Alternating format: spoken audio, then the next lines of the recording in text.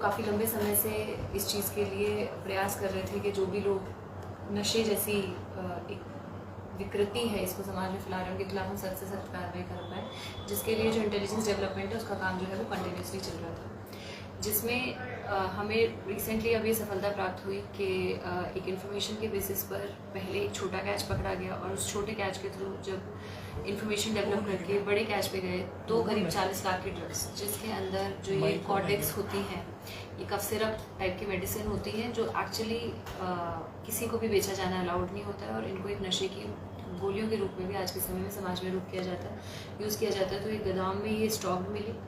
इसके अलावा ट्रामाडोल की जो कैप्सूल्स होती हैं, अगेन वो भी प्रिस्क्रिप्शन ड्रग्स हैं, केवल प्रिस्क्रिप्शन के बाद किसी पर्टिकुलर बीमारी के केस में ही इनको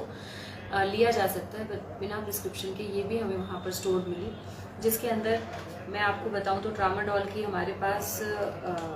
करीब 10,000 टैबलेट्स जो हैं वो मिली हैं और जो ये कोडेक्स है इसकी करीब 21,000 शीशियाँ मिली हैं, ये हमारी जब्त हुई है।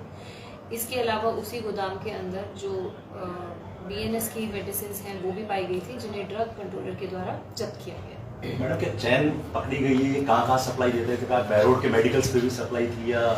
अभी जो की प्लेयर है, जो की अभियुक्त का नाम है, उसका नाम डॉक्टर अविनाश करके एक डेंटिस्ट है जो कोटपुतली में का रहने वाला है, उसका नाम आया है, उसके ठिकानों पे दबिशें दी जा रही हैं। वो अभी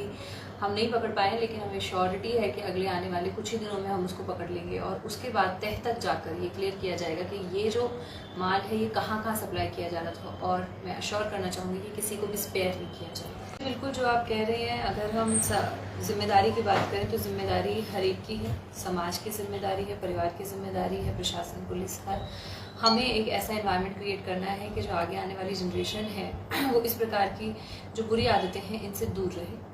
और इसके लिए जो पुलिस प्रशासन है वो अपना रोल बनाने के लिए बिल्कुल तैयार है। आपके सजेशंस वेल टेकन हैं। इससे पहले भी कलेक्टर मैडम के साथ भी डिस्कशन किया जा चुका है और डेफिनेटली जो अब CLG मीटिंग्स जो होती हैं वो हमारी रेगुलरली होती हैं। इसके अलावा रात्रि चौपाल भी होती है, उनके अंदर हम विशेष रूप से इस बात का ध्यान रख के इस एक अवेयरनेस को उसके साथ एसोसिएट करके अवेयरनेस करने की कोशिश करेंगे। इसके साथ आज का सोशल मीडिया वगैरह का इन्फ्लुएंस है, जिसकी वजह से बच्चे जो हैं वो गलत दिशा में बहुत जल्दी चले जाते हैं। तो इसमें प्रयासरत ये रहना चाहिए कि किस प्रकार से हम बच्चों को इस प्रकार की बुरी आदतों के बारे में बताएं, उनको अवेयरनेस जनरेट करें और जब कोई किसी गलत राह पे चलता हुआ नजर आए तो शुरुआत में ही उसे किस तरीके से सही राह पर ले आएं, जिसके अंदर पूरे समाज का सहयोग जो है वो आवश्यक है। और पहले भी मैं ये अपील करती रही हूँ और मैं आज फिर ये अपील करना चाहूँगी कि यदि आपको भी किसी प्रकार की कोई जानकारी मिलती है, आमजन में किसी को जानकारी मिलती है, तो हमारे साथ शेयर करें। पुलिस जो है वो पूरी तरीके से कमिटेड है इस खराब जो एक बहुत ही पीढ़ियों को ख़राब करने वाली आदत को जड़ से उखाड़ देने के लिए। जब भी हमें कोई सूचना मिलेगी हम उस सूचना पे सख्त से सख्त कार्रवाई करेंगे और अपने लेवल पे हम इंटेलिजेंस कंटिन्यूसली डेवलप करके कार्रवाई करने की कोशिश करते रहते हैं। आमजन के सहयोग से ये जो काम है ये और बेहतर किया जा सकता है। सख्त संदेश यही है कि कोई भी आदमी इस प्रकार की गलत गतिविधियों में इंडल्ज होगा तो वो जेल की सलाखों के पीछे जाने के लिए, और ना केवल जेल की सलाखों के पीछे जाने के लिए, आपको पता है अब नए कानून भी आए हैं और उसके पहले भी प्रावधान था, अगर प्रोसीड्स ऑफ क्राइम है तो वो सीज की जाएंगी